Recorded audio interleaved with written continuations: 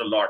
For example India और पाकिस्तान के startups की मैं बात देख रहा था कि पिछले सुनने में आ रहा है कि पिछले जो एक साल में 12 महीनों के अंदर इंडिया में 40 स्टार्टअप्स आए हैं और जिनकी जो नेट वर्थ है वो I think around 39-40 billion dollar के 38.4 बिलियन डॉलर के करीब है।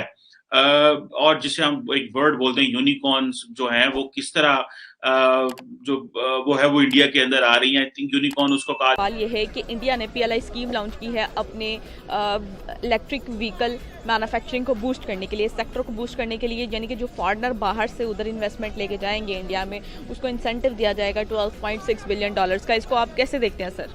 All right, that is a very big initiative from Indian government and Pakistan को भी ऐसे चीज़ों में मॉडर्न टेक्नोलॉजी में इंटरेस्ट लेना चाहिए। नो डाउट जो इलेक्ट्रिकल व्हीकल्स का आजकल जो आप दुनिया की हेलो बात कर लें। दोस्तों, स्वागत है आपका इंडियन प्राउड ऑफिशियल में। दोस्तों, भारत ने हाल ही में मेक इन इंडिया और स्टार्टअप इंडिया के द्वारा काफ़ी सारे इन्वेस्टमेंट भारत में लाए हैं। इसके तहत भारत में पिछले साल ही करीब 38 बिलियन डॉलर के स्टार्टअप भारत में स्टार्ट हुए हैं, जबकि पाकिस्तान इन सब से अपनी तुलना कर रहा है कि पाकिस्तान में इतने सारे स्टार्टअप क्यों नहीं आ रहे। तो आप बात करें तो भारत बहुत सारा इन्वेस्टमेंट विदेशों से भारत में खींच रहा है, जबकि पाकिस्तान में ये रकम ना के बराबर है। पाकिस्तान में ये रकम करीब 60 मिलियन डॉलर्स ही हैं, जबकि भारत में 38 बिलियन डॉलर है। तो दोस्तों आइए देखते हैं इस मज़ेदार वीडियो को आगे। अगर आपने हमारे चैनल को सब्सक्राइब नहीं किया है तो कृपया हमारे चैनल को सब्सक्राइब कर लीजिए। Thank you so very much. सवाल ये है कि इंडिया ने पीएलआई स्कीम लॉन्च की है अपने इलेक्ट्रिक व्हीकल मैन्युफैक्चरिंग को बूस्ट करने के लिए, सेक्टर को बूस्ट करने के लिए, यानी कि जो फॉरेनर बाहर से उधर इन्वेस्टमेंट लेके जाएंगे इंडिया में, उसको इंसेंटिव दिया जाएगा 12.6 बिलियन डॉलर्स का। इसको आप कैसे देखते हैं सर?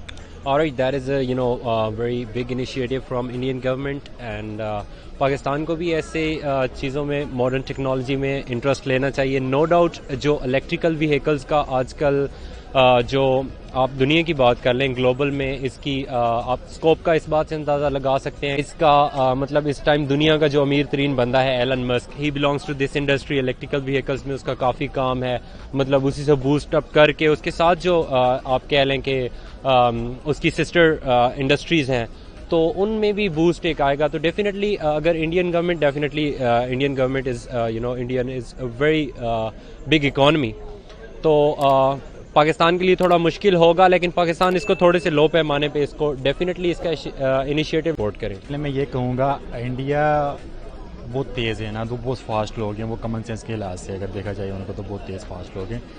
अगर बाहर वाली कंपनियों ने अगर इन्वेस्टमेंट की है उस मुल्क में तो कुछ कोई ना कोई चीज़ देख के की होगी, कुछ मतलब कॉमन सेंस देखी होगी लोगों में, कुछ ऐसा चीज़ें देखी होंगी, इस वजह से की हुई हैं उन्होंने। ठीक है, अगर उस लिहाज से देखा जाए इन्वेस्टमेंट उन्होंने किए थे, वो कोई ना कोई बेनिफिट होगा उनको, मतलब कोई ना कोई उसका फ़ायदा होगा, इस वजह से उन्होंने की है इन्वेस्टमेंट। तो उनको लगता यही है कि इंडिया में ना बहुत फास्ट लोग रहते हैं, मतलब बहुत कॉमन सेंस के लिहाज से बहुत तेज़ लोग रहते हैं, जैसे कि गूगल में काम करते हैं, व्हाट्सअप में कोई ऐसी कंपनीज़ हैं मतलब उनमें गूगल में काम करते हैं सारे लोग, इस वजह से कह रहे कि उन्होंने इन्वेस्टमेंट की है इंडिया के अंदर तो उनको कोई ना कोई फ़ायदा होगा। मेरे हिसाब से मुझे यही लगता है इस टाइम पर। मेरी राय पॉजिटिव में है, क्योंकि जो है वो इंडिया एक बहुत ही अच्छा जो कहते हैं कंट्री है, क्योंकि जो है वो हमें भी ऐसा करना चाहिए कि हम अपनी जो है वो आईटी को और जो है वो एज़ वेल एज़ फैशन को भी जो है वो बूस्ट करें, क्योंकि काफ़ी लोग हैं यहाँ पर जो आईटी में जो है वो लोगों को नहीं इतना भेजते, क्योंकि वो कहते हैं कि बस पीछे रहें और ये सारा कुछ। लेकिन हमें चाहिए कि हम अपने जो है वो सारे मतलब कि गर्ल्स के साथ साथ बॉयज़ को भी चाहिए कि वो आईटी में जाएं और हर अच्छी से अच्छी और नई चीज़ें बनाएं, कि वो जो है वो सारी चीज़ों को बूस्ट करें और हम इंडिया से आगे जाएँ और इंडिया की तरह ही सब कुछ जो है वो करें। ये बहुत ज़बरदस्त है उनकी इकानमी के लिए, और इकानमी के लिए ऐसी मेजर्स लेनी चाहिए।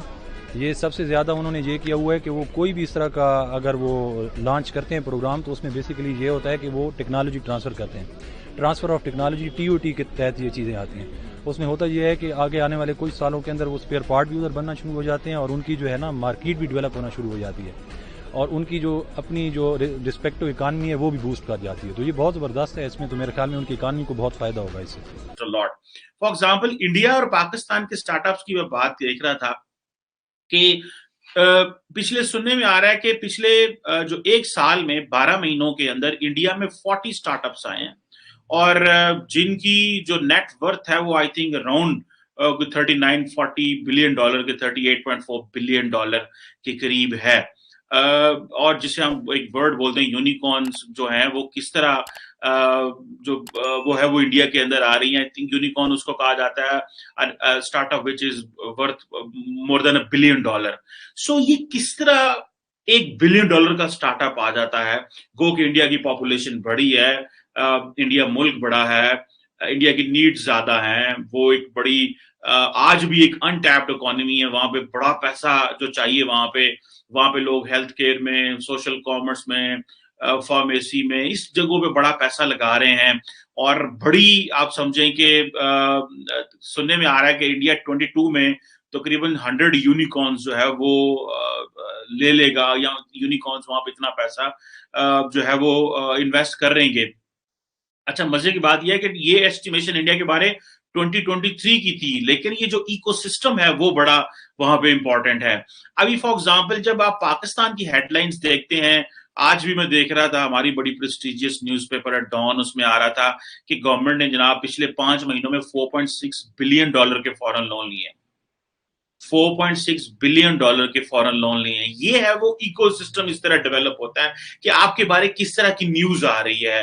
न्यूज इंडिया के अंदर भी बहुत बुरी है, वहां पे हालात बड़े बुरे हैं, लेकिन उनकी जो खबरें हैं और जो चीजें हैं वो बड़ी काम की भी हैं। मिसाल के तौर पे अगर यूनिकॉर्न्स की बात की जाए, हमें इस तरह की चीज नहीं मिल रही। हमें जो एक स्ट्रक्चरल डिसएडवांटेज रहा वो पिछले 20 साल का है। हम पिछले 20 साल में ये दहशतगर्दी में की जंगों में फंसे रहे, और वो पिछले 20 साल में तरक्की करते रहे, और उनका वो जो एक एनवायरनमेंट है वो उनको उसका एडवांटेज हुआ। अभी पाकिस्तान में मिसाल के तौर पे आई थिंक मैं ब्लूमबर्ग को देख रहा था, वो कह रहे थे कि अभी 2020-21 में कोई हमारे को 300-350 मिलियन डॉलर की जो इन्वेस्टमेंट है पाकिस्तान में हुई है। और इससे पहले अगर आप चले जाएं तो 50 मिलियन, 60 मिलियन, $40 मिलियन की इन्वेस्टमेंट होती थी। इंडिया में देख लें तो एक एक महीने में जो है वो 4-4, 6-6 जो यूनिकॉर्न्स जो हैं वो आ रही हैं। और अमेरिका और चाइना के बाद, ठीक है जी, अमेरिका और चाइना के बाद एक वहां पे माहौल जो बन रहा है कि सबसे ज्यादा जो यूनिकॉर्न्स हैं वो इंडिया के अंदर है। सो पाकिस्तान की जो सरकार है, इसको जारी बात है, इसको इस स्टार्टअप में काम करना होगा, लोगों को कन्विंस करना होगा कि जी पाकिस्तान जो है where does it stand in terms of startup. मैं कहीं से देख रहा था Pakistan is number 2 in South Asian region when it comes to startup. और लेकिन ये ऑब्वियसली $350 मिलियन की है। हाँ, अफगानिस्तान आपके मध्य मुकाबल है, इंडिया आपके मध्य मुकाबल है, या बाकी आपके मध्य मुकाबल है, श्रीलंका, मालदीव, ये ममालिक हैं। तो इंडिया देखिए कि वहां पे वो पूरे रीजन में वो लीड कर रहा है उसमें। This is where a Pakistani leadership need to work